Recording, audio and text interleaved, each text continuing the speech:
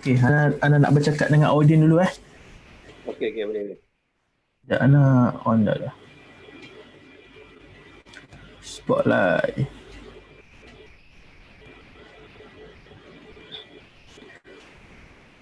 Hilang. Halo, Assalamualaikum warahmatullahi wabarakatuh. Yang dirahmati Allah sekalian. Bertemu kita pada pagi ini. Right, hari ini kita akan sembang santai lagi. Kali ini kita berjemput daripada Ustaz khas daripada MAIS Jabatan Majlis Agama Islam Selangor, Selangor. insya-Allah. Ya. Saya tengah copy link kejap. Mana copy link ni? Sudah. Oh, kat sini.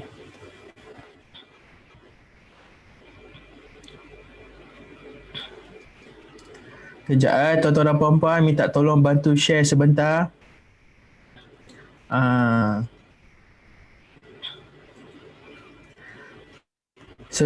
Segan nak dengar suara sendiri. Okey, okey. Okey, Ustaz Saleh kita sudah ready di Sri Pentas kita. Okey, Ustaz Saleh saya dah WhatsApp. Baik. So on the way akan sampai. Jap. Okay. Okey. Minta tuan-tuan dan puan-puan kita share dulu. Hari ini kita akan membicarakan tentang topik perbezaan wasiat dan hibah di MAIS. Wasiat dan hibah di MAIS. Kenapa perlu, apa beza MAIS dan juga yang lain? Kenapa perlu ambil? Alright. Oh, dah ada soalan dah, ha? Ada soalan dah? Oh, belum mula lagi sudah ada soalan. Masya Allah, tabarakallah, subhanallah. Okey. Mana ni? Okey, seminit lagi kita mula.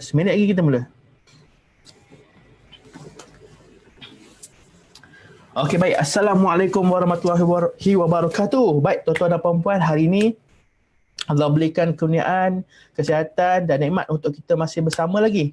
Jadi hari ini kita akan membicarakan tentang topik sembang santai kita adalah sembang santai ilmiah ya. Perbezaan perkhidmatan wasiat dan hibah di MAIS. Apa beza perkhidmatan wasiat dan hibah di MAIS dan juga dengan yang lain? Kenapa kita ini perbezaannya? Jadi hari ini kita jemput tetamu khas kita, penceramah kita jemputan daripada Majlis Agama Islam Selangor. Baik, Assalamualaikum Ustaz. Apa khabar? Baik, alhamdulillah. Macam mana saya nak buat ni? Oh, okey. Jadi Ustaz. Ya. Okey, kejap. Saya nak pin video. Oh, pin video macam tu. Okey, alright. Okey. Boleh. Jadi Ustaz. Ya. Oi. Mana tu? Tanjak ni. Tanjak simpan lah. Aduh, okey. Tanjak kena simpan. Okey, baik Ustaz. Kita tak harus sebentar Ustaz. Ramai peminat nak kenal ni. Ramai penonton nak kenal siapa Ustaz yang handsome ni. Okey, insya-Allah tafadhal. Ya, bismillahirrahmanirrahim. Assalamualaikum warahmatullahi wabarakatuh. Nama di dalam IC Muhammad Saleh bin Abdul Sahar, dan saya kini bertugas di Majlis Agama Islam Selangor bahagian harta Baitul Mal. Serba ringkas apa yang bahagian Baitul Mal buat ini di Selangor ini, dia berbeza dengan Baitul Mal di negeri-negeri lain. Sebagai contoh, saya buat contoh mudah lah. Masyarakat kita memahami bahawa Baitul Mal ni macam mohon bantuan zakat dan sebagainya. Tetapi kalau di Selangor ni kita lebih menguruskan harta orang Islam. Yang sebagai contohnya kita membuat dalam bab pengurusan wasiat, kita memberi perkhidmatan dari segi bab pengurusan hibah, kemudian kita menerima wang tak patuh syariah, lepas tu harta luqatah. Harta luqatah ni barang-barang temuan lah yang terjumpa dan sebagainya. Kemudian kalau kata ada harta-harta pusaka itu yang jatuh kepada Baitul Mal, waris-waris boleh memohon kepada Baitul Mal untuk tebus pusaka. Itu antaranya salah satu perkhidmatan kami buatlah. berkenaan tentang bantuan zakat dan sebagainya di Selangor ini di bawah lembaga zakat Selangor. Yang ini kita kena faham. Dia berbeza dengan negeri-negeri lain. Macam contoh sebelah negeri jiran kita lah wilayah Persekutuan. Kalau wilayah Persekutuan ni yang kutip zakat ni PPZ wilayah, yang agih Baitumal wilayah. Itu beza dia. So kami di Majlis Islam Selangor, bahagian harta Baitumal ni kita fokus kepada bab pengurusan harta orang Islam lah, yang melibatkan faraidnya, wasiatnya, hibah dan berkaitan yang saya sebutkan tadi. Okey, baik Ustaz. Jadi kan Ustaz, bagaimana apa nama ni? Wasiat Perbezaan. dan juga hibah. Ya. Perbezaan macam apakah perbezaan ya antara wasiat dan hibah yang tu? Lepas tu beza satu, beza wasiat dan hibah. Ada orang kata hibah ni lebih bagus daripada wasiat. Tu soalannya. Dan sebelum tu Ustaz, ini adalah musim COVID-19 ni, dan ada satu perkara yang mana kita lupa untuk dibincangkan bersama dengan family. Kerana apa? Waktu ni adalah kita bersama dengan family. Betul. Dan saya nak ceritalah sedikit. Itu saya jumpa dengan, saya pergi rakam dengan Ustazah Nafizah Musa di rumah dia. Itu dia cerita dalam live. Dia kata, dan waktu ni yang mana orang tak terfikir nak buat adalah berkenaan dengan wasiat. Waktu ni family berkumpul, anak beranak ada, semua ada kat rumah, berceritakan tentang wasiat. Kalau ayah mati, mak mati, apa nak jadi, kalau mati serentak apa nak buat. So benda perlukan masa 3 hari rupanya untuk selesaikan benda tu. Jadi ini adalah topik yang sangat bagus kerana apa? Waktu ni lah masa yang sesuai untuk kita bincang dengan family kita tentang wasiat, hibah dan sebagainya. Okey Ustaz, jawab persoalan yang tadi tu. Okey, baik, insyaAllah. Okey.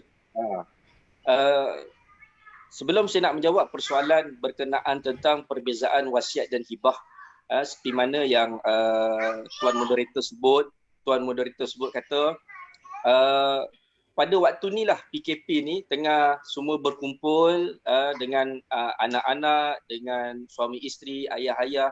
Kita kena memahami bahawa di situ ada satu perkara yang perlu kita ketahui, iaitu apa? Bagaimana kita nak menguruskan harta pusaka tersebut. Contoh, sebab dalam kes COVID-19 ni dia tidak lari dari segi menghadapi kematian. Sebagai contoh, kita dah lihat kes kematian, antara asbab kematiannya kerana COVID-19. Itu asbab kematian. Tetapi ialah di kalangan waris yang terlibat kematian tersebut, selepas itu apa yang perlu buat? Apa yang waris-waris perlu ketahui? Ini kita jarang bincangkan.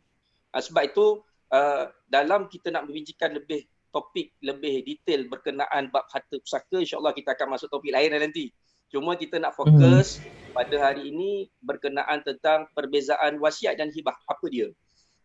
Masyarakat memahami bahawa hibah itu lebih baik daripada wasiat.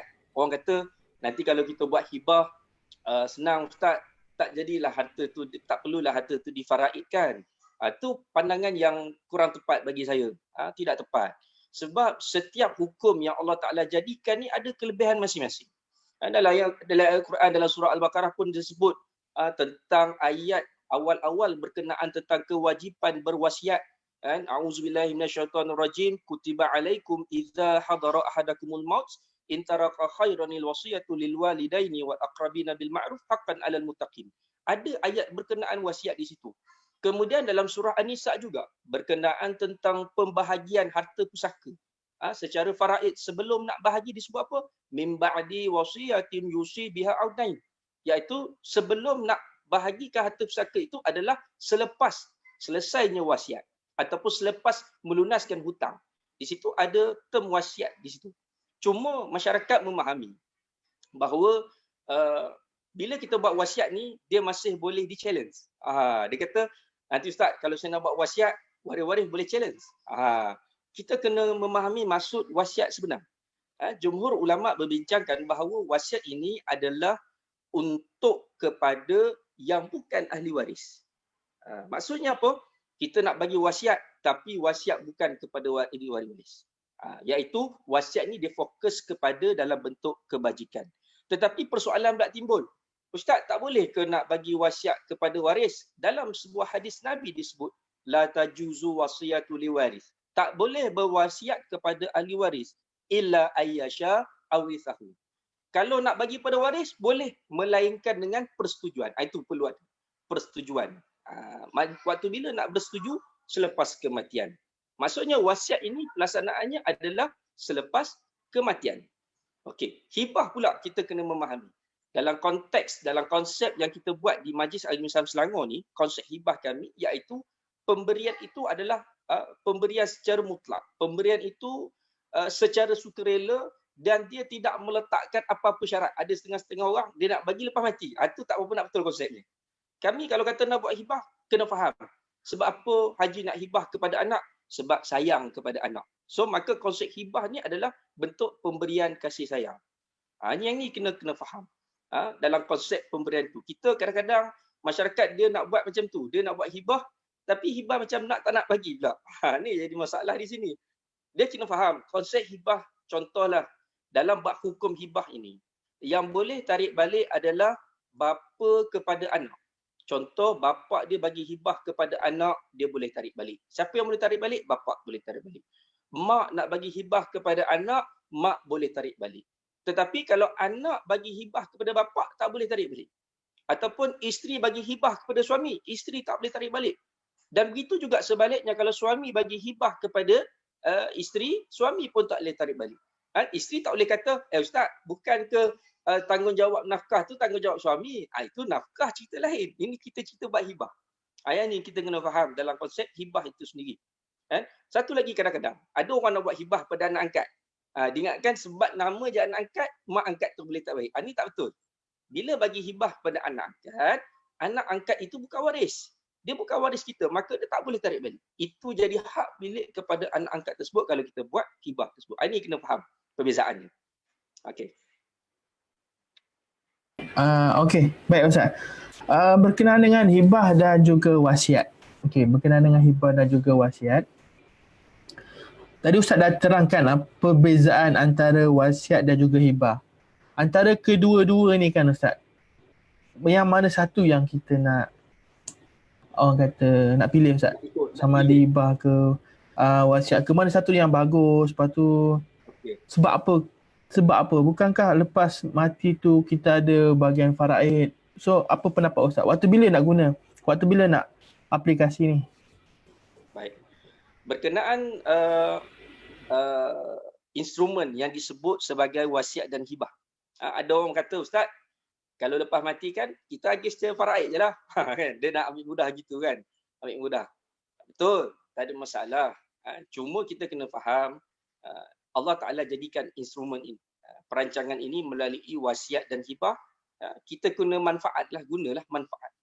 Dalam sebuah hadis berkenaan tentang wasiat disebut, man mata ala wasiyah, mata ala sabili wa sunnatin, wa mata ala tuqa wa syahadatin, wa mata maghfurah lah. Apa maksudnya? Sesungguhnya sesiapa yang mati dalam keadaan telah meninggalkan wasiat.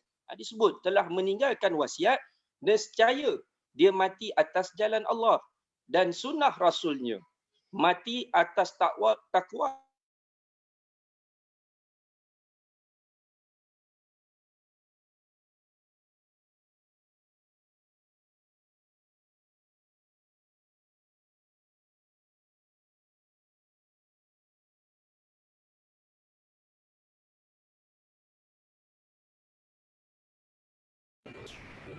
Okey, baik. Kejap sebentar Ustaz Saleh dia tersangkut sikit. Ya, Ustaz, kita try masuk sebentar.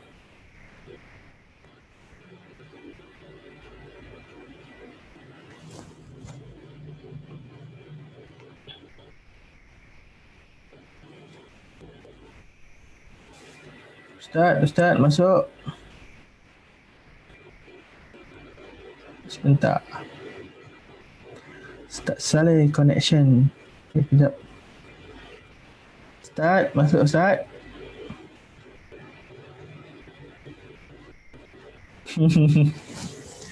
InsyaAllah tuan-tuan dan perempuan. Nah, sebentar.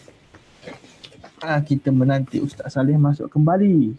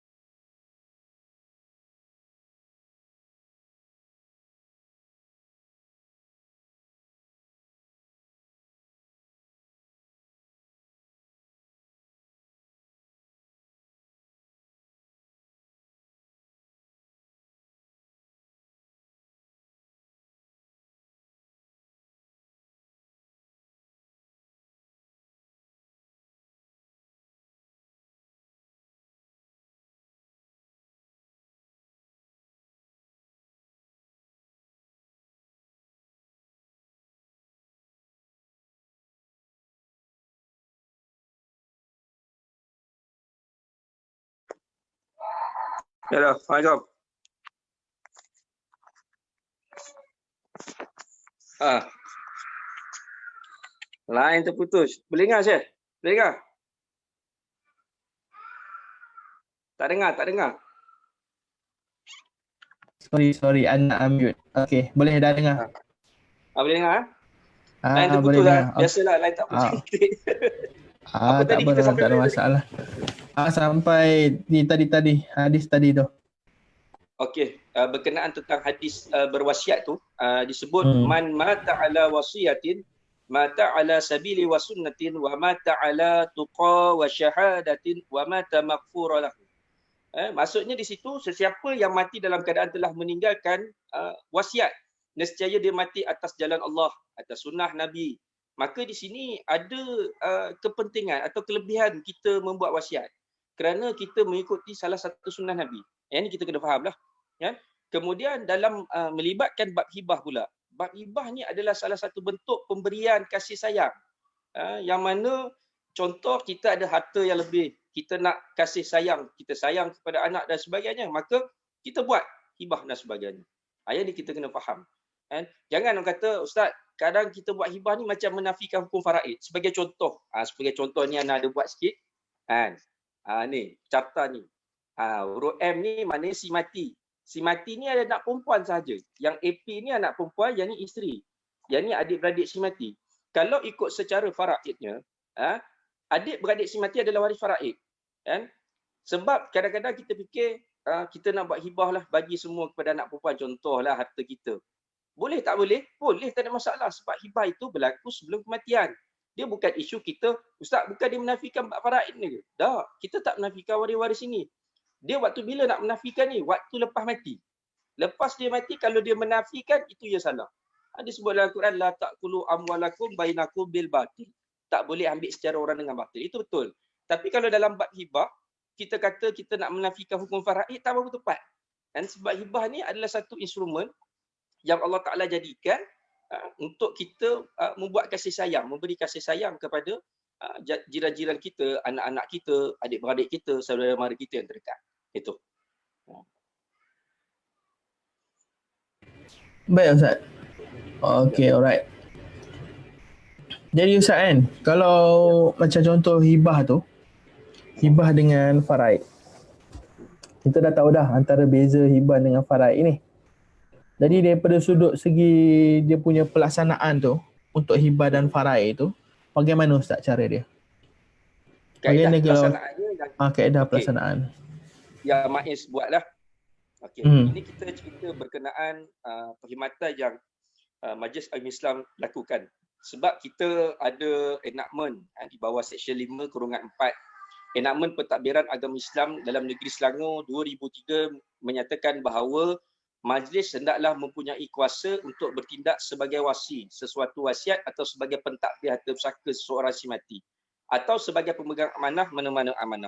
Itu telah diperuntukkan dalam enactment Pentadbiran Agama Islam Negeri Selangor.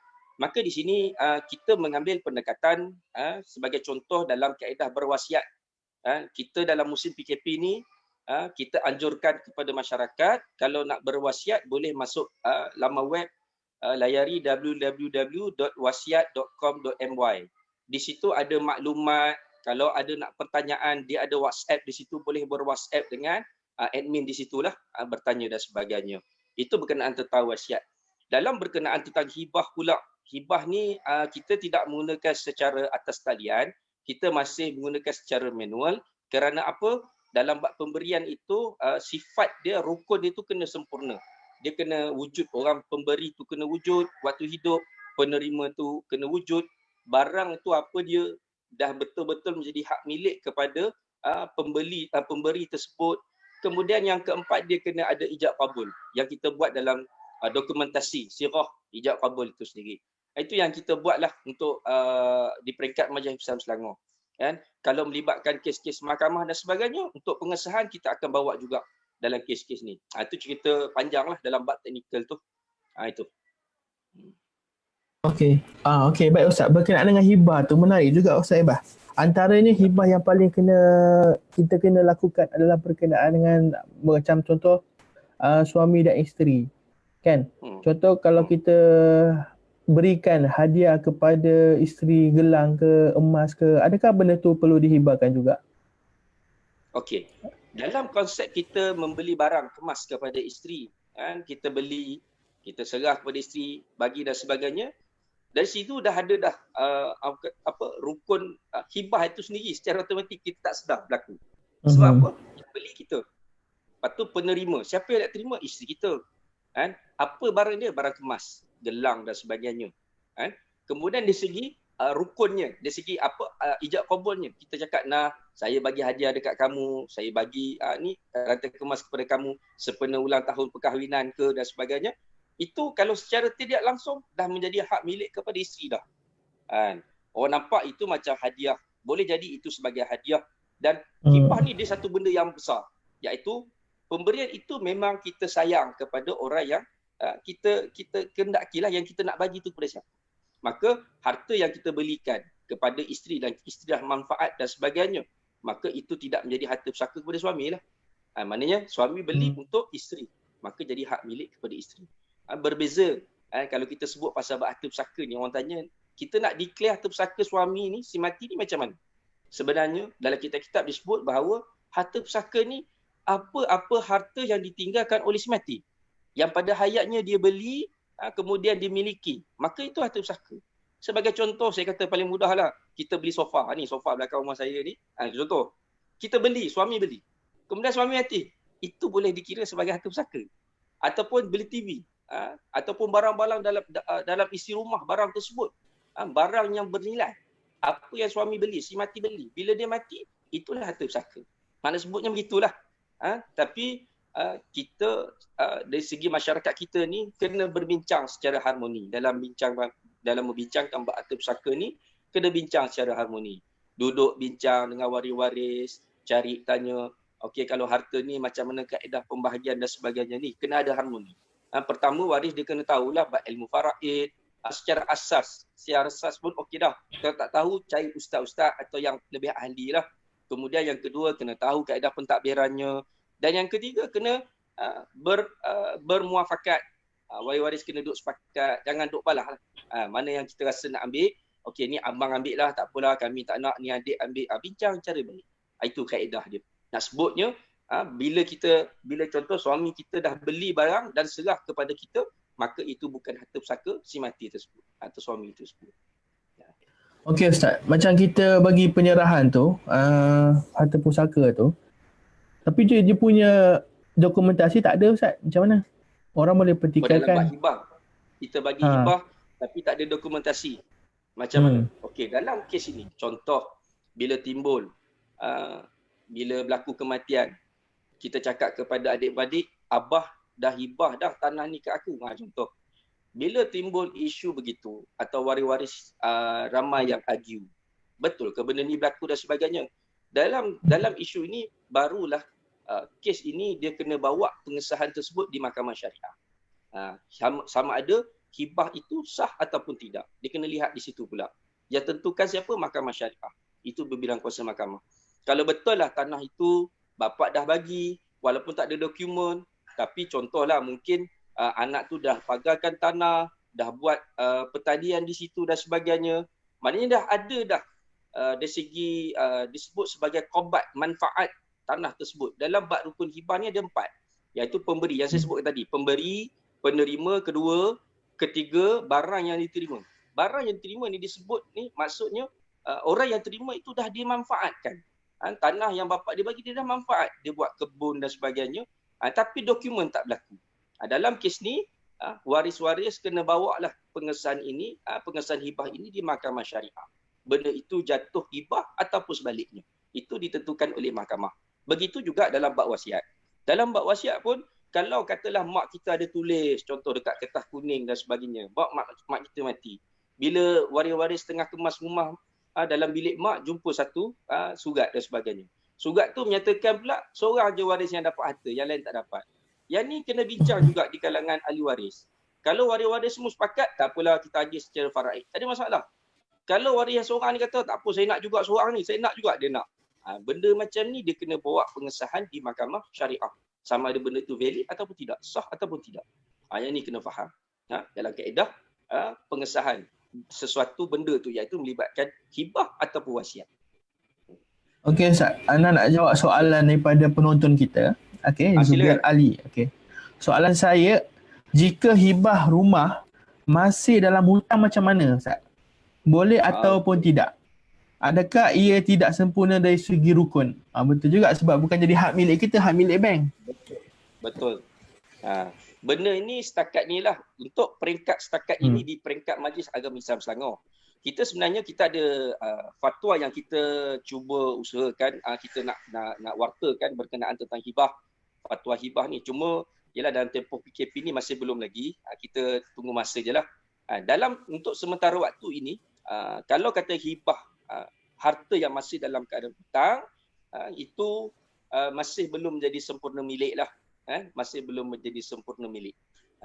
Walaupun ada beberapa pandangan kalau kata rumah itu ada jaminan hutang, macam contoh MRTA atau MRTT, dia masih boleh buat hibah sebab ada jaminan hutang. Sebab apa, kalau dia mati, dia boleh jadi rumah tu hak milik dia. Tu kena ingat. Itu antara salah satulah. Tapi di peringkat Majlis Agama Islam sendiri, kita melaksanakan rumah yang sempurna milik. Pemberian itu yang sempurna milik. Itu dalam kaedahnya. Tapi insya-Allah tunggulah beberapa hujung tahun ni ke, insya-Allah lah kita akan mengeluarkan satu fatwa. Majlis Islam Selangor akan mengeluarkan satu fatwa berkenaan tentang hibah. Selangor akan keluarkan satu fatwa hibah. Benda ni dah ada dah. Cuma saya tak nak sebut sekarang ni sebab ada lebih kurang 20, lebih kurang ada beberapa perkara, banyak juga yang menyatakan hibah itu boleh berlaku. Ada beberapa. Cuma saya tak nak sebut lagi sebab benda tu perlu diwartakan lagi. InsyaAllah dah diwartakan, kita akan bincang semula. Kita akan sebut sekali, kita akan berdiskusi semula berkenaan fatwa yang dikeluarkan oleh Selangor, Jabat Mufti Selangor sendiri. Okey Ustaz. Berkenaan dengan contohlah yang tadi berkenaan dengan hibah ni berkenaan dengan yang benda besar-besar Ustaz. Bagaimana pula benda yang kecil-kecil Ustaz? Kalau macam contoh TV ke apa ke, tu bagaimana Ustaz? Perlu ke didokumentasikan? Okey. Seperti yang saya sebutkan tadi itulah. Macam contoh kalau suami tu beli TV dan sebagainya. Suami pula meninggal dunia. Benda tu kena bincang cara baik lah kan. Maksudnya waris-waris kena bincang cara baik. Kalau katalah kita nak buat hibah semua barang, pening kepala kita. Contoh, kita beli peti ais. Kita panggil isteri kita, yang ambil peti ais tu. Ni peti ais sebelah sini, saya pegang sebelah sini, sayang pegang sana. Nah, abang bagi peti ais ni kepada sayang. Terima kasih abang. Jadi pening kepala pula kan. Dah nak tengok pun pelik pahal bapak aku dengan mak aku ni kan. Itu betul, kita kena ketahui bahawa harta yang dibeli oleh si mati itu adalah harta pusaka dan harta yang bernilai. Dan TV ni kalau jual balik pun ada nilai. Ada nilai. So maka dalam bab ni kita kena perbincangan secara harmoni dengan waris-waris. Yang saya sebutkan tadi, kena harmoni. Kalau nak detail satu-satu, pening kepala bawah. Banyak benda nak fikir. Kan? Ada orang tanya kepada saya, Ustaz, kalau sayur-sayur, lauk-lauk dalam peti ais tu jadi harta pusaka dah. Tu macam mana nak jawab pula tu? Saya kata kalau benda yang cepat rosak, yang tak ada nilai itu tak jadi harta pusaka. Jenuh kalau sayur tu kita nak agih paraik pun jam juga oleh kita. Nak sebutnya ada beberapa perkara yang kita kena tahulah. Kalau benda-benda tu boleh bincang secara baik, bincang secara baik. Macam contoh pakaian semati. Kalau pakaian semati ni yang berjenama John Master lah dan sebagainya, jadi berjenama, ada value tinggi. Blazer dia ke, pakaian dia. Yang ni pun kena bincang di kalangan ahli waris-waris secara harmoni, secara baik. Janganlah kita duk ambil pakaian bila duk bergaduh waris-waris, ambil pakaian semati kita bakar terus. Itu jangan. Ini ada berlaku. Ada waris yang jumpa dengan saya, dia cerita macam tu. Kami bakar Ustaz pakaian semati. Pula dah. Jangan macam tu. Rugi. Kita tak dapat manfaatkan harta si mati. Kalau boleh, bukan waktu dia hidup je, dia manfaatkan harta dia. Macam kita lah, waktu kita hidup, bukan kita manfaatkan harta kita saja untuk kebajikan, tapi lepas kita mati pun, biarlah harta yang kita tinggalkan itu dapat dimanfaatkan juga. Itu yang paling penting. Yang ni yang kita kena faham. Baik. Okey Zak. Kalau kita hadiahkan pada orang tu, kan? Lepas tu tiba-tiba kalau orang tu pula mati dulu, kan Zak? Okey, cantik soalan tu. Contoh, saya bawa contoh kes ni satu kes lah, kes bab faraid, kes harta pusaka. Suami ni dia sakit. Dia selalu sakit, masuk hospital dan sebagainya. Mungkin saya pernah ceramah-ceramah saya sebelum ni, saya pernah cerita. Kemudian memandangkan dia selalu sakit dan dia berkahwin, tak ada anak pula, dan isteri dia pun mu'alaf, yang baru masuk Islam tapi dah lama masuk Islam lah, dah tak dipanggil mu'alaf, tapi dia tak ada waris. Kemudian si suami ni dia menghibahkan harta-harta dia, rumah, kereta, semua tukar nama isteri dia. Rumah pun dah habis bayar dan sebagainya, tukar nama isteri. Dan dengan beranggapan, dia kata nanti rasa dia mati dululah sebab dia selalu masuk hospital, sakit. Ditakdirkan Allah Subhanahu Taala bukan dia mati dulu, isteri yang mati dulu. Bila isteri yang mati dulu, harta itu jatuh harta pusaka. Iaitu harta kepada siapa? Harta si mati, iaitu harta isteri tu. Walaupun pada asalnya rumah tu rumah saya, ustaz, saya bagi pada isteri sebab saya duk fikir saya mati dulu. Memang kita duk fikir gitu. Tapi ajal maut ni Allah Taala punya rahsia, kita tak tahu kerahsiaan. Maka suami isteri kita mati dulu. Bila isteri kita mati dulu, maka dia akan jadi sebagai harta pusaka. Maka suami tersebut dia akan dapat bahagian faraid dia 1/2 sahaja. 1/2 dia jatuh pada siapa? Oleh kerana tak ada waris, yang mewarisi atau waris pengganti adalah Baitul Mal. Jatuhlah kepada Baitul Mal ni yang kita tahu cerita ni. Tuan Haji ni duk cerita, dia kata kalau saya tahulah isteri saya mati dulu, tak, saya tak bagi. Dia kata jangan, kita pun nasihat jangan begitu. Mungkin ada hikmah Allah Ta'ala nak buat begitu. Kita bagi kat rumah, bagi harta kepada isteri sebab apa? Sayang kepada isteri. Sebab nanti kalau kita mati mudah. Tapi Allah Ta'ala lagi sayang kepada isteri kita, dan separuh harta tu pula jatuh kepada Baitul Mal. Baitul Mal ni apa konsep dia? Iaitu menjaga harta orang Islam dan digunakan untuk manfaat untuk orang Islam. Boleh jadi harta yang separuh jatuh kepada Baitul Mal itu mendapat amal jariah kepada si mati. Kita tak tahu. Yang Baitul Mal guna duit tersebut ataupun harta tersebut untuk manfaat kepada si mati. Kita tak tahu itu. Itu sebab tu kita kena bersangka baik dengan apa Allah Ta'ala punya perancangan. Janji kita dah usaha, dah ikhtiar. Tapi Allah Ta'ala punya perancangan ada lagi yang terbaik. Ini kita tak tahu. Yang ni kita kena redha lah. Ni konsep redha yang kita kena ada ni. Macam sekarang ni lah kita duduk kat rumah kena konsep redha. Redha, tabah, sabar kan. Ada setengah orang duduk rumah buat kerja 3/1. 3/1 ni apa? Pagi anak nak online dengan cikgu. Lepas tu bapak pula nak gemah rumah lagi. Nak buat kerja kat rumah memang 3/1 lah tu. Itu ceritanya. Maknanya kita kena redha dan sabar lah.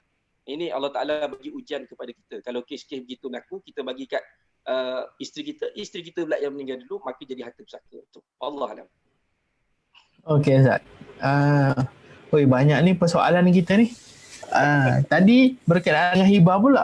Sekarang ni, adakah hibah ni untuk melarikan diri daripada buat wasiat?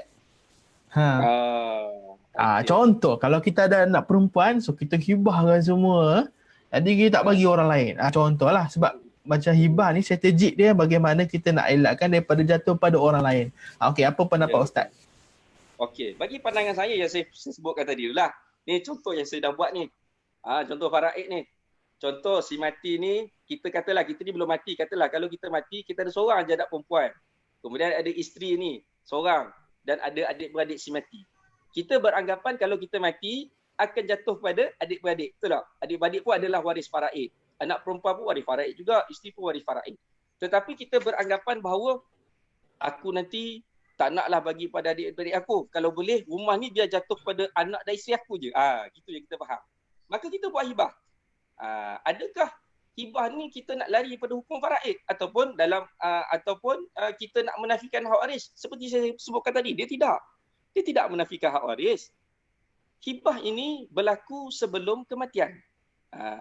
Ilmu faraid, harta pusaka selepas kematian. Kalau katalah selepas kematian, kita ada seorang isteri, kita ada seorang anak perempuan, adik-beradik lelaki 2 orang contoh. Isteri berapa bahagian? 1/8. Kerana apa? Si mati ada anak. Anak perempuan dapat setengah. Baki tersebut dia akan pergi kepada adik-beradik si mati, iaitu adik-beradik kita lah. Kalau kata contoh dalam kes penama KWSP nama isteri kita, isteri kita tak bagi duit tersebut kepada adik-beradik kita, maka yang tu menafikan hak waris. Sebab apa? Selepas kematian dia tak ikut secara hukum faraid. Itu ya. Tetapi dalam bab hibah, kita tahu nanti aku rumah nikah berkongsi dengan adik-beradik aku, tak apalah aku bagilah hibah siap-siap sebab aku sayang kepada. Kita kena faham konsep hibah ni adalah satu bentuk pemberian kasih sayang. Sebab apa bagi pada anak? Sayang kat anak. Sebab apa bagi pada isteri? Sayang isteri. Adakah kita nak menafikan hukum faraid selepas kematian tu? Tak. Bab menafikan hukum faraid adalah selepas kematian. Yang ni yang kita kena faham antara kesilapan. Cuma niat kita ni kena betul lah. Hibah tu adalah pemberian kasih sayang, bukan kita nak elak-elak dalam ni. Ini kena perbetulkan juga niat lah. Niat tu pun kena betul juga. Kita nak bagi rumah ni sebab kepada anak, sebab supaya anak mudah selepas kematian kita, mudah urusannya dan sebagainya. Itu antara kaedahnya kita kena faham. Okey Ustaz. Sebelum kita teruskan lagi perbincangan kita yang sangat menarik ni, jadi nak minta tuan-tuan dan puan-puan yang sedang menonton ni, saya yakin dan percaya ramai yang di kalangan kita sekarang ni perlukan ilmu-ilmu sebegini rupa. Memang sangat ramai. Cumanya minta bantu tuan-tuan dan puan-puan sekiranya kenal saudara-saudara ke, kawan-kawan ke, tolong tag mereka dan share ilmu ni. Dan benda ilmu ni hari ni untuk kita juga, sebab sekarang ni kadar kematian sangat tinggi. Jadi apakah persiapan kita untuk ke arah persiapan tersebut? Kita tak tahu, tuan-tuan dan puan-puan.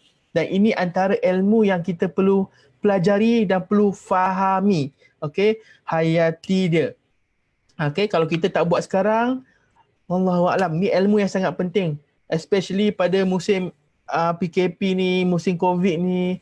Kalau kenal saudara mara yang kematian orang tersayang, tolong tag dan share supaya kalau mereka ada masalah, mereka boleh tanya terus kepada Ustaz Saleh kita ni. Jadi ni memang pakar dalam bidang ni. Jadi tuan-tuan dan puan-puan, sekiranya kalau kita nak mendapat jawapan yang betul, kita kena tanya pada orang yang betul pada masa yang betul. Sekarang ni apa yang berlaku ialah kita nak dapat jawapan, kita tanya pada orang yang salah, lepas tu kita tanya pada masa yang salah. Dan ini adalah peluang untuk kita bertanya tuan-tuan dan puan-puan. Kalau ada soalan berkenaan dengan faraid, hibah ataupun sebagainya yang berkaitan, boleh tanya di ruangan komen ini, insya-Allah. Kita akan cuba jawab kepada soalan tuan-tuan dan puan-puan, insya-Allah. Okey, baik Ustaz.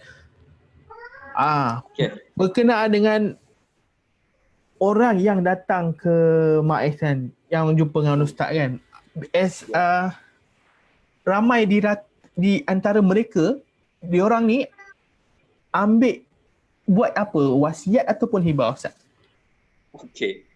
Setakat ni lah kehadiran pelanggan-pelanggan yang datang ke Majlis Islam Selangor ni, bagi bila saya tengok kes-kes ni, kebanyakannya agak balance lah wasiat dan hibah. Sebab masa mula-mula datang, mereka memang beranggapan buat hibah lagi mudah.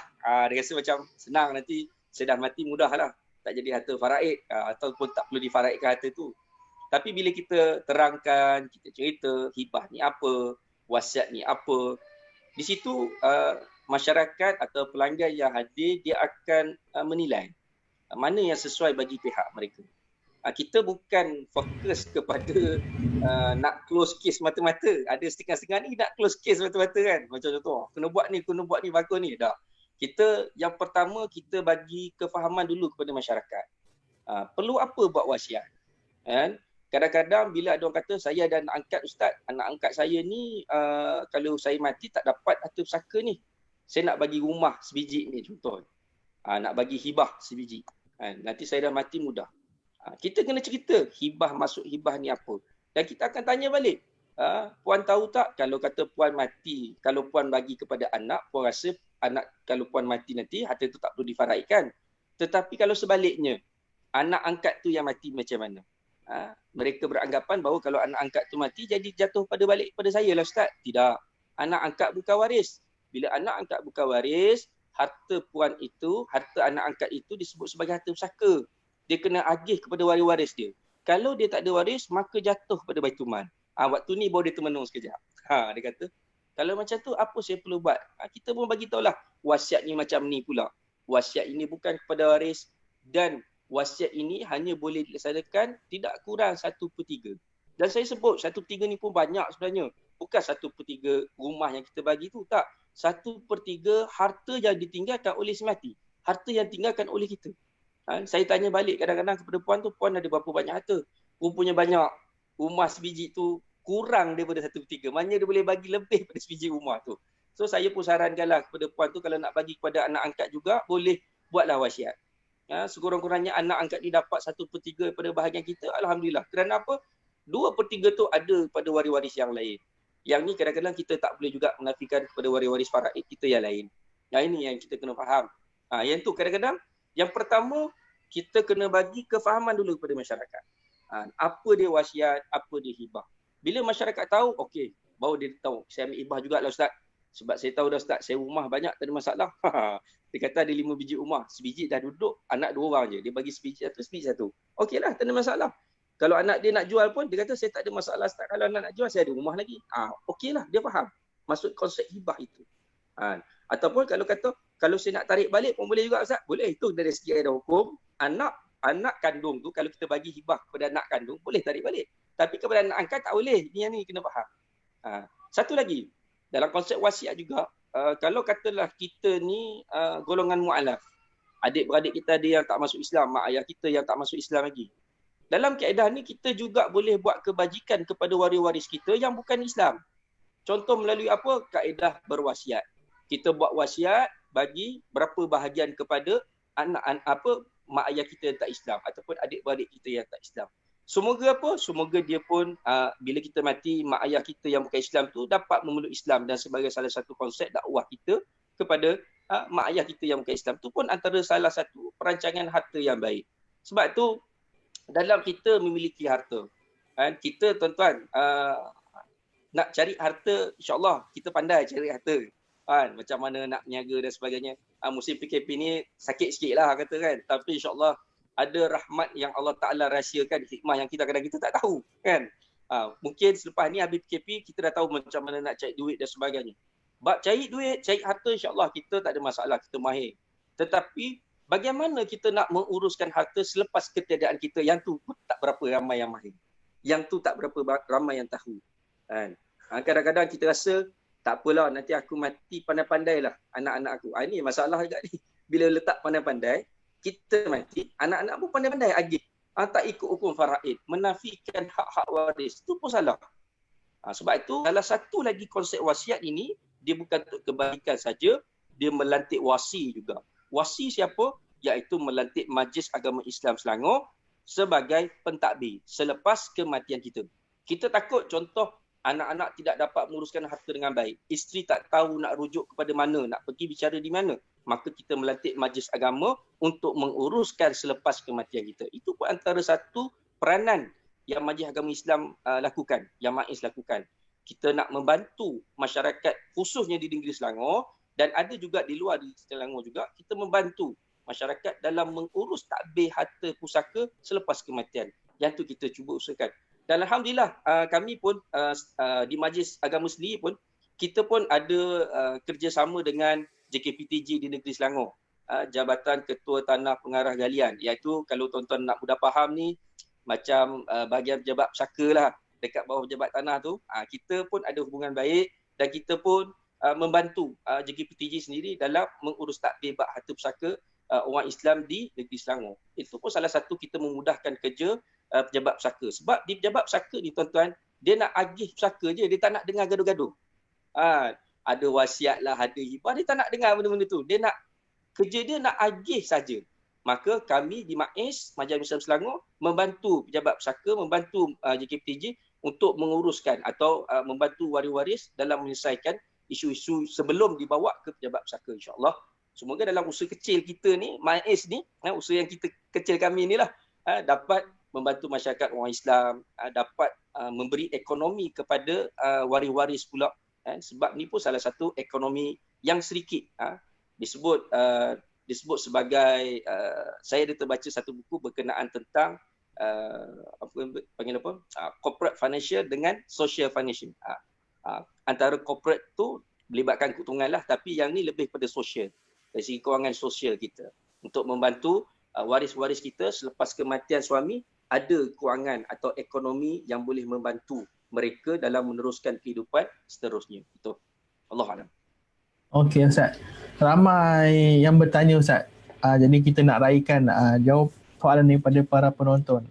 Okey, ada penonton kita bertanya, Ustaz, macam mana kita nak harta kita tu jadi manfaat kepada kita walaupun kita dah meninggal dunia? Macam mana Ustaz? Nak jadi manfaat walaupun kita dah meninggal dunia? Soalan yang baik juga ni Ustaz. Okey, cantik soalan tu. Bila yang bertanya tu dah yalah bertanya sebegitu, maksudnya dia nak pastikan apa yang dia ada harta ni biar menjadi manfaat dia waktu dia hidup ataupun selepas kemudian, selepas meninggal dunia.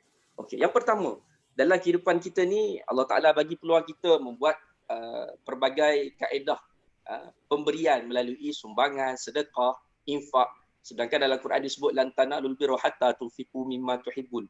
Benda yang kita nak bagi, benda apa yang paling kita sayang. Itu waktu kita hidup ni lah. Ni sekarang ni tengah COVID-19 sekarang kan. Macam-macam agensi NGO dia buat kutipan untuk bantu masyarakat. Kami di MAIS pun ada juga, Majlis Islam Selangor juga ada membuatkan satu dana khas untuk COVID-19. Kita bantu masyarakat, bukan masyarakat peringkat frontliner saja, iaitu doktor-doktor atau di hospital atau sebagainya. Kita juga membantu masyarakat di bawah, peringkat bawahan yang mungkin yang tidak dapat sumber-sumber makanan, tersekat sumber makanan. Peringkat Majlis Agama Islam Selangor, kita mengambil pendekatan, kita buat tabung khas untuk mengutip tabung untuk bantuan COVID-19 lah, yang terlibat sama ada frontliner ataupun selain daripada bukan frontliner lah, kita akan bantu insya-Allah. Itu melalui dalam kehidupan kita buat kebajikan. Buatlah infak, sedekah dan sebagainya. Selepas kematian, apa pula kita perlu buat? Benda yang paling kekal iaitu, contoh kita ada tanah. Kalau kita ada tanah lebih, kita buatlah wakaf tanah itu untuk manfaat. Ataupun kalau ada rumah sewa, kita ada rumah tu kita nak pakai lagi. Tapi rasa nak buat manfaat untuk wakaf juga. Macam mana kaedahnya? Buatlah wasiat juga. Wasiat ini pelaksanaannya adalah selepas kematian. Bila selepas kematian dan dalam bentuk kebajikan, berapa bahagian itu yang akan dilaksanakan? 1/3 bahagian. Katalah kita ada 3 biji rumah sewa. Kita nak wakafkan rumah kita selepas kematian kita untuk digunakan sebagai manfaat. Orang surau ke masjid, rumah tu boleh disewakan, hasil sewa dapat manfaat dari surau masjid. Contoh, maka sebiji rumah daripada 3 biji itu, dia akan jadi satu benda manfaat yang berpanjangan kepada kita. Itu sebagai contoh mudah lah. Maknanya, perancangan yang melibatkan wasiat, hibah ni satu perancangan yang baik. Hatta kalau katalah kita mati sekalipun, harta kita difaraidkan oleh waris-waris, oleh anak-anak kita. Contoh, anak-anak manfaatkan harta itu untuk kehidupan dia, kehidupan mereka dan sebagainya. Boleh jadi itu menjadi satu amal jariah kepada kita juga. Kerana apa? Kita membantu waris-waris kita dalam untuk mengelak daripada belenggu kesusahan, untuk daripada terlibat dalam belenggu kesusahan. Itu pun satu benda yang baik. Jadi satu amal jariah. Wallahu a'lam. Okey Ustaz. Ada soalan lagi kita raikan insya-Allah. Nur Sampai pukul apa kita ni? Sampai ikut kita lah Ustaz.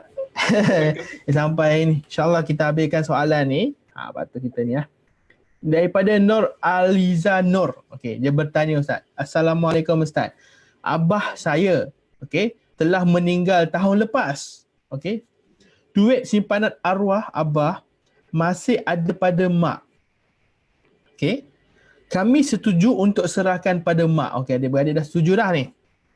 Boleh ke begitu? Atau kena ikut faraid? Emak bimbang termakan harta pusaka. Okey. Akhir-akhir ini, mak ada suarakan untuk beri sama raya duit simpanan itu kepada anak. Betul ke cara itu Ustaz? Okey, terima kasih soalan. Soalan yang cukup menarik. Berkenaan contohlah suami meninggal. Bila suami meninggal ni, isteri mestilah ada duit simpanan, si mati ni mestilah ada duit simpanan, dan kebanyakan kita waris-waris ni memang semua sepakat nak serah pada mak lah kan, tak nak gaduh-gaduh. Okey. Dalam kaedah ni, kita kena faham. Yang pertama, kita kena mengenali waris faraid dahulu. Contoh, bapak kita mati. Mak ayah bapak kita hidup lagi tak? Tu kena tengok dulu balik. Kalau mak ayah dah tak ada dah Ustaz, mak ayah bapak saya, maknanya datuk nenek dia lah dah meninggal. Tengok atas sikit, datuk nenek atas ada lagi tak? Tak ada juga. Maknanya sekarang yang tinggal siapa? Ada isteri. Adik-beradik berapa orang? Ada lelaki ada perempuan tak? Kalau ada lelaki ada perempuan, maka itulah waris faraid kita.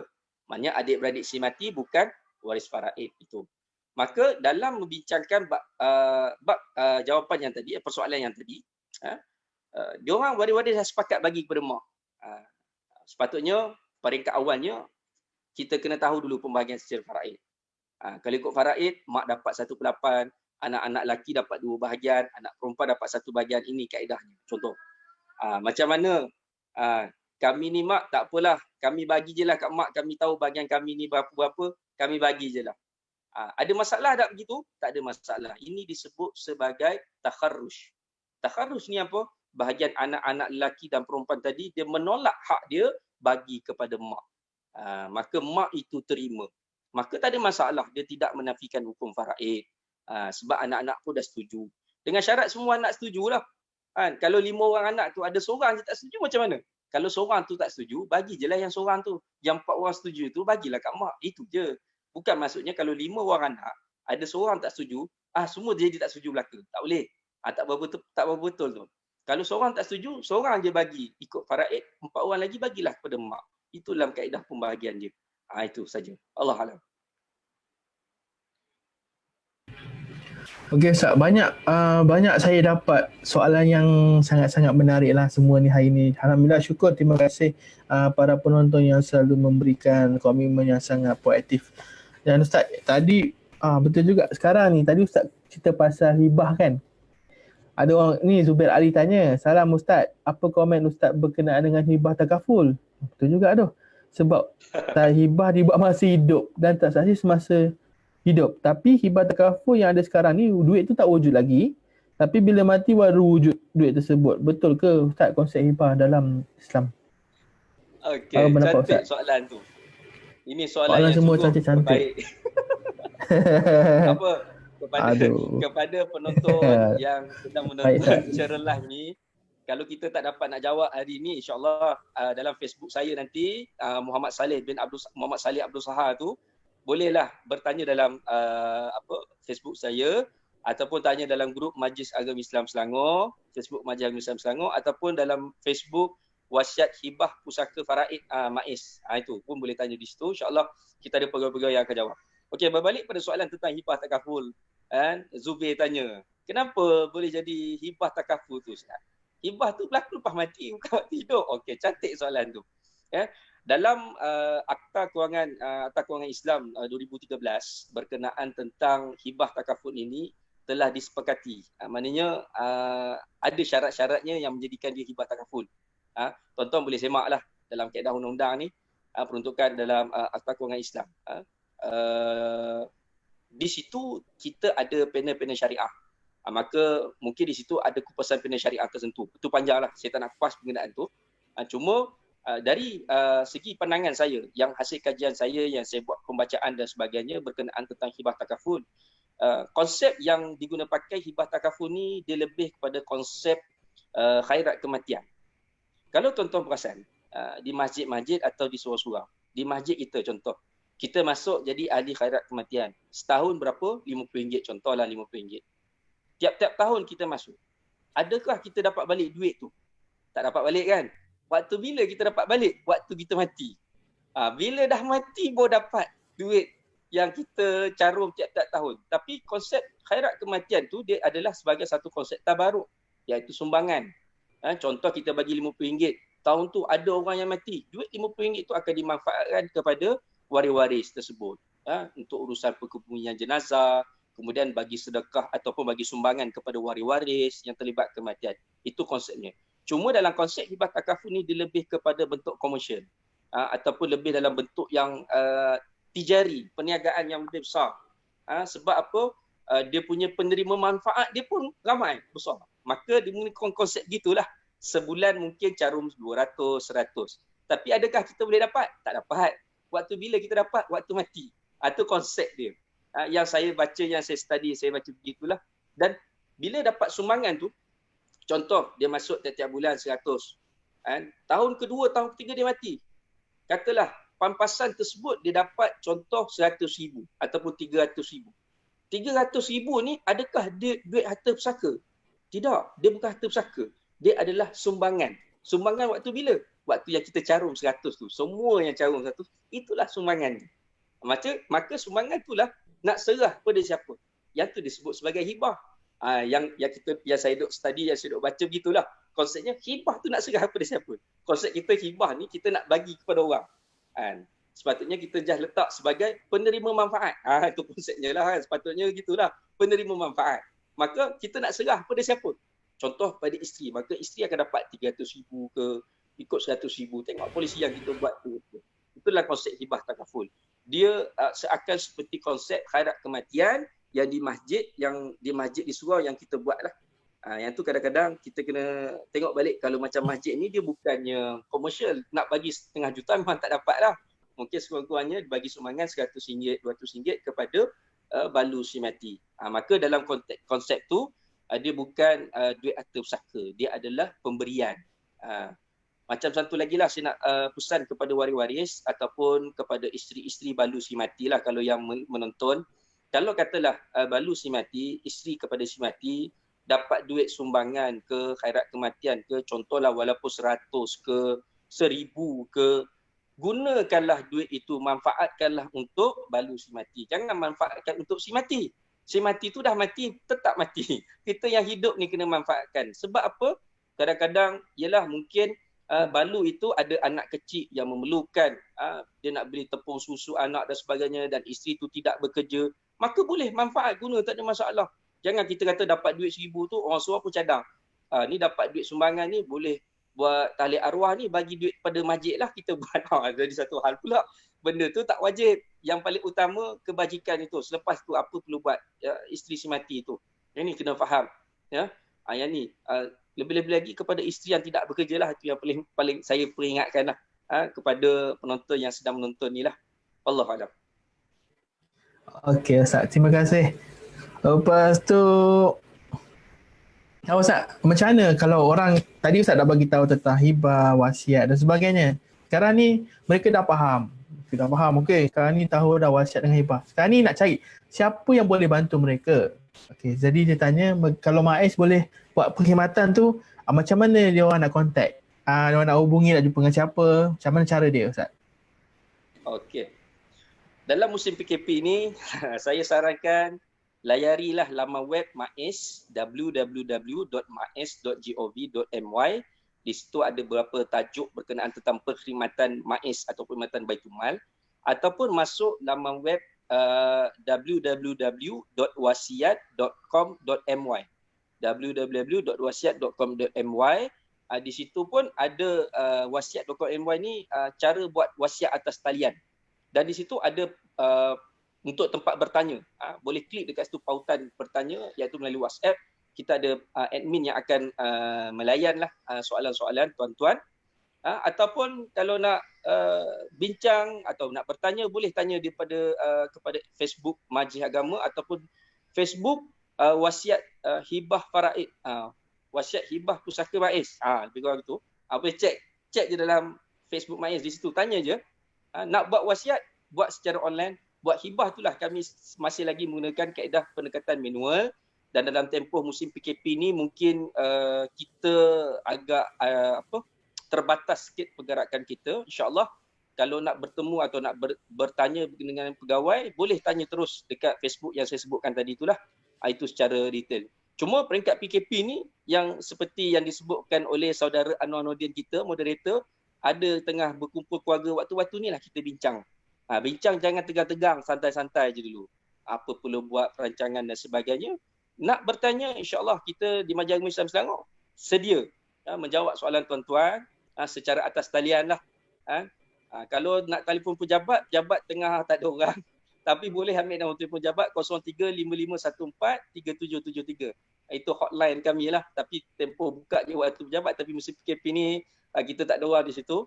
InsyaAllah selepas musim PKP ni kita akan lebih terus kita boleh buat pertemuan lah di pejabat untuk membincangkan secara lebih serius berkenaan tentang wasiat, perancangan wasiat ataupun hibah ini.